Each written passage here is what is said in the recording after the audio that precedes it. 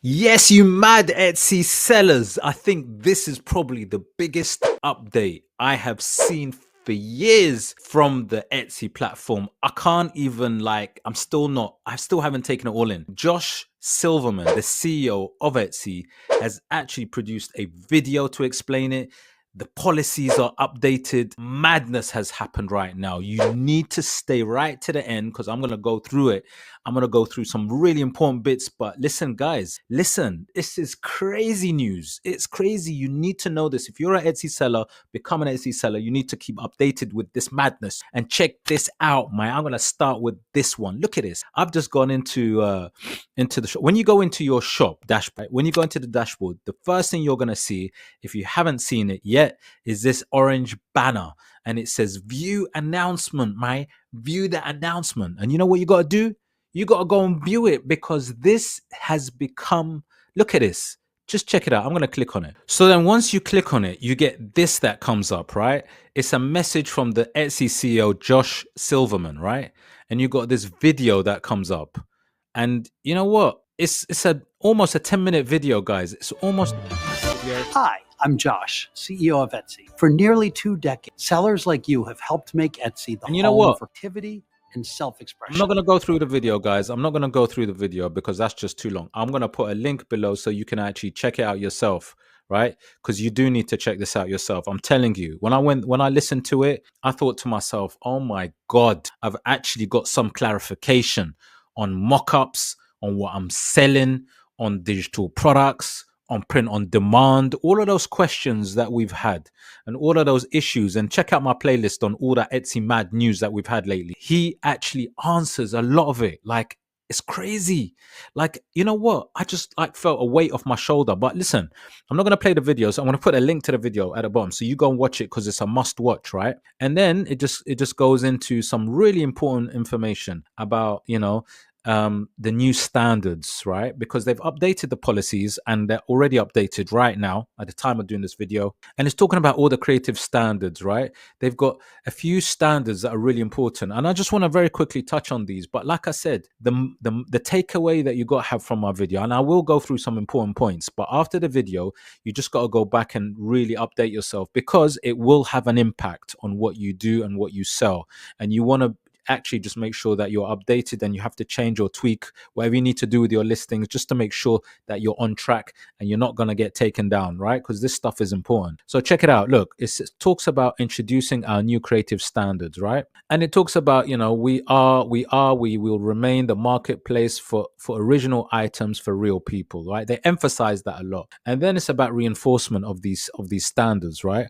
And it's talking about these creative standards. They're the new sort of creative standards, if you like. And it says all items on Etsy must be either made by a seller, designed by a seller, sourced by a seller, or handpicked by a seller, right? Now let's get into this because it needs looking at. So when you click on, and I urge you click on all the various parts to this. So I'm going to just quickly click on this one. Now, one of the first links that it has under the video is this one. And it's a quick read. It's about how they're looking to protect creativity and self-expression, they're calling it. But it's a little bit more clarification about what you can sell, which is what people were kind of looking for. But I will also say this. This is obviously, I'm going to go through this and it's kind of my take on it. So I urge you to kind of do your own research on it and read it yourself just to see what your take is on it. And I would love any comments below about if you have any questions as well. I'll definitely appreciate that. But look at this. The first thing it says, we've clarified our policies about what belongs on Etsy. And this is such a big thing that people have been asking. And it's literally about not just saying what it is. So for example, made by seller, physical items, crafted, altered items, hand or using tools they own, like a 3D printer or a machine, things that are designed by a seller, original designs by a seller, or seller prompted AI art, which is good. See, like they're almost talking about these things now. They're recognizing and they're trying to address these things, and they do address it. Offered as a digital download or produced printed by a third party, sourced by a seller, items that enable buyer creativity such as craft supplies, party decorations, so on and so forth, and handpicked sellers like handpicked by a seller like vintage items, right? And then it goes on to so it's basically trying to put them in those categories. And then it says we've highlighted sellers' work in the shopping experience. Now, what Josh is basically saying in the video is we've added clarity to this for the sellers for what they can actually sell, because previously the policies may have been a little bit vague. That's the crux of this as well. He's trying to almost say that they weren't as clear maybe, but now they are much clearer. So look, the main information that you're going to get, these new standards, if you like, or new policies, is going to be in the creativity standards, right? Policy, which I'm going to quickly go through because it gives you a lot more information. But what they're literally saying is, in addition to our creativity standards, which I'm going to show you in a minute, we have extensive policies designed to keep our users safe and our marketplace special, including specific criteria for using production partners, which is at last. We're talking about using Pod, right? Print on demand, Printify, Printful, whatever it may be, your production partners. They've made much more clarity with that. We've also evolved our policies as new areas emerge for creativity, and this bit is so key, such as taking a clearer stance on the world of AI. And look, they give you a link to it. We allow AI generated art where a seller utilizes their unique creative lens and abilities, in addition to being transparent about their process, and so forth. But do you know what? Even just that, just hearing that, just makes me feel at ease, because I do a lot of AI generated stuff, right? And you know what? I know it's okay because obviously I studied the policies previously, but I've always said things are just not that clear on Etsy. Why are they not very clear? You know, now they are being almost extremely clear about it. And I'm going to touch on these two because these two are the biggies. Production partners, so Pod, and digital products or AI design, which is also two big things that have very little clarification previously. So I want to touch on these two in the creativity standards policies, which is where you really need to study. Go to the creativity standards after the video and really study it. And you know what? That is where you're going to know, hopefully, exactly what you need to do, maybe what you need to kind of change slightly, possibly. Just go to it, but wait for me. So now that I've gone to the Etsy creativity standards, let's just check out this madness. Because you know what? I tell you what, I'm actually quite impressed.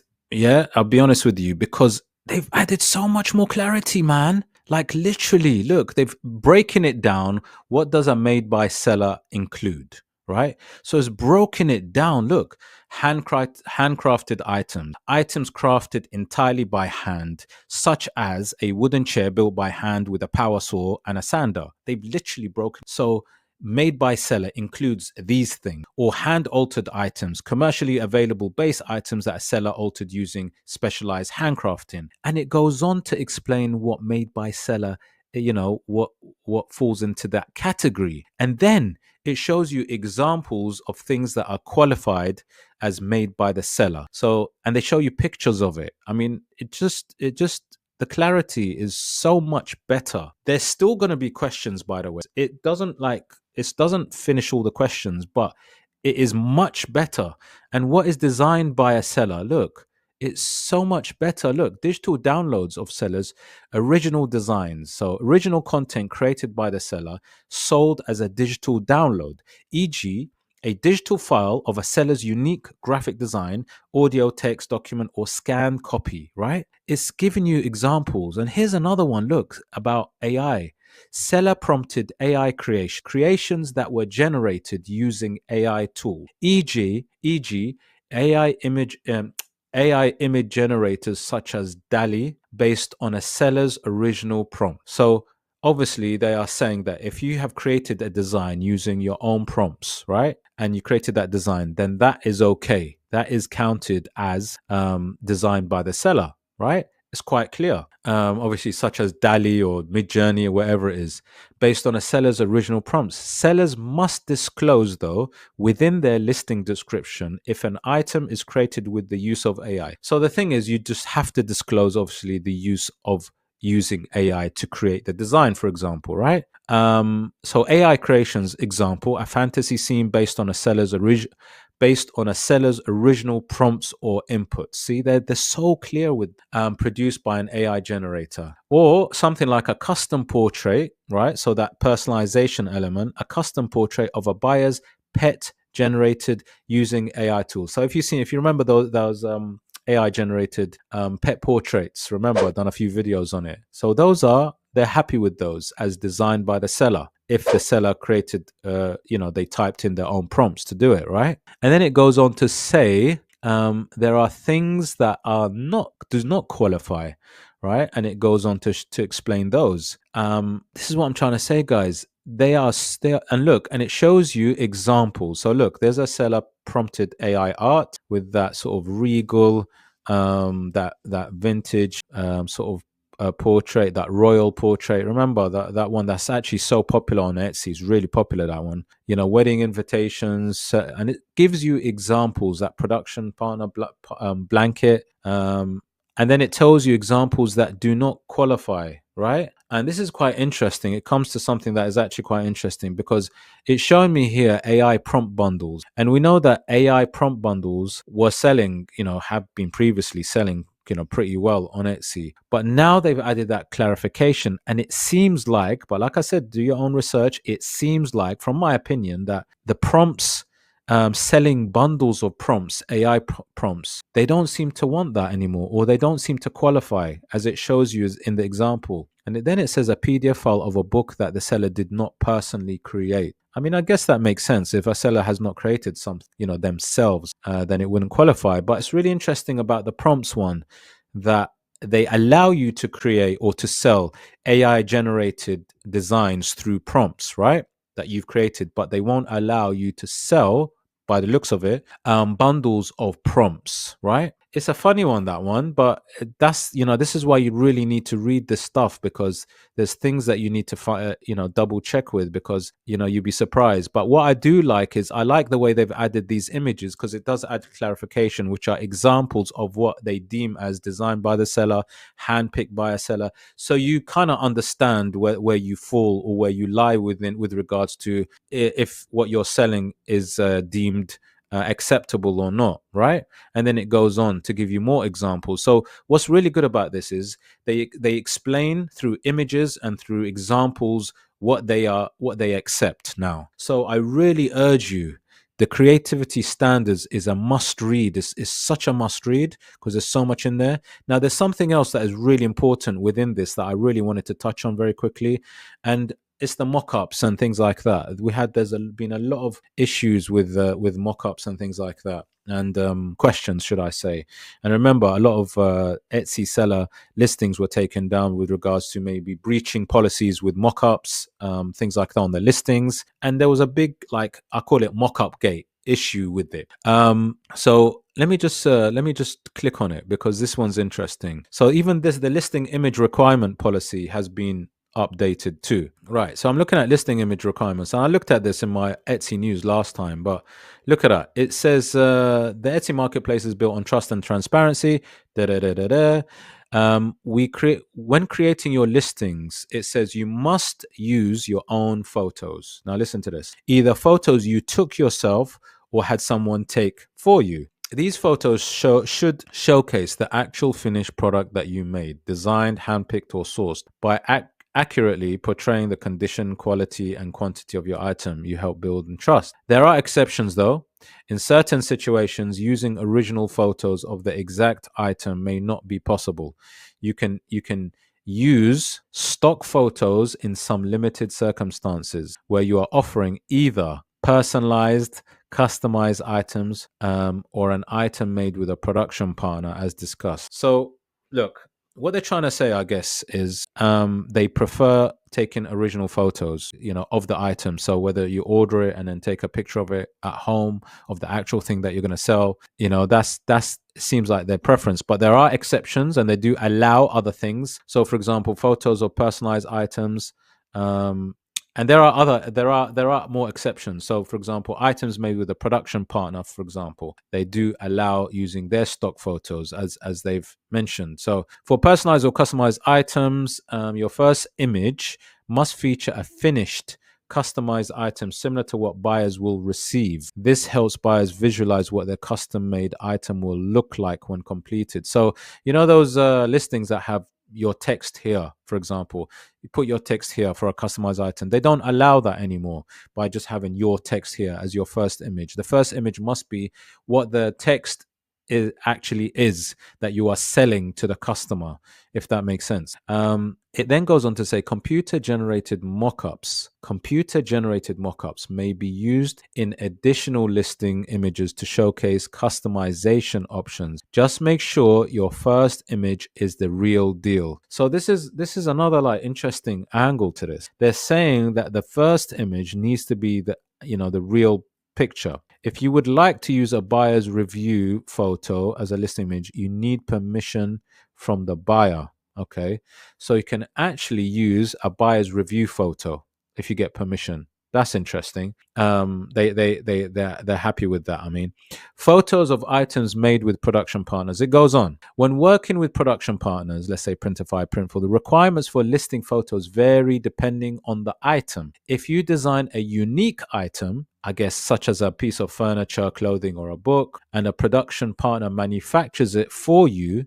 use a real photo of the physical end product. If you create an original design, such as an artwork or a pattern that a production partner prints onto a base item like a t-shirt or mug, you may use a stock photo mock-up to illustrate the end product buyers will receive. So it doesn't fully clarify if the stock photo mock-up has to be from the production partner. So actually there are some questions here still. Actually, you may use a stock photo mock-up to illustrate the end product will receive. Buyer personalized items must follow the guidelines in the personalized or customized section above. So the personalized or customized section needs more looking at. So you need to really read through this. This probably needs a reread, if you like. I need to go back and read it again, because there are some slight variations depending on what you sell. Whether if you sell, like I said, it seems like a piece of furniture, then they probably prefer a real photo of the physical product, like a real picture. However, t-shirt or mug, they seem to be okay with stock photo mock-up. So guys, this, like I said, this is just my initial take on this. You guys got to read it over and over again, because there are little bits to it. Depending on what you sell, you don't want to get caught out. Depending on what you sell, you need to clarify certain bits of this, right? So like I said, in many circumstances, they do prefer using original photos by the looks of it. And also, I've even read they prefer also using original a video of the real thing as well. So in these circumstances, I guess it's a case of actually getting the design on the product and maybe getting it sent to you and then taking a picture and a video and so forth. But there are exceptions where you could use stock photos, as I've outlined before. But there are still little bits that do seem to need a bit more clarity, to be honest, I've noticed. So I think these are questions that I think you definitely need to go and pose to Etsy. That's if you do get an answer. But yeah, this is my initial thoughts from this, but I definitely urge you to check out the new creativity standards, and to go through the listing image requirements, which I have noticed have changed since the last time I went through it. But yeah, like I said, these are my initial takeouts from this. And yeah, if you've got any questions, drop it in the comments below. I think it's one of them ones where you kind of need to reread it. So digest it and take it in, and then reread it, and if you've got any questions, write them down and try and send them over across to Etsy, because I think although there is much more clarity, and I do think there are, because they've really gone to town with giving lots of different examples and scenarios and things that, before that, people deem to be acceptable are not right now, and vice versa. So definitely have a good read, and yeah, let me know your thoughts.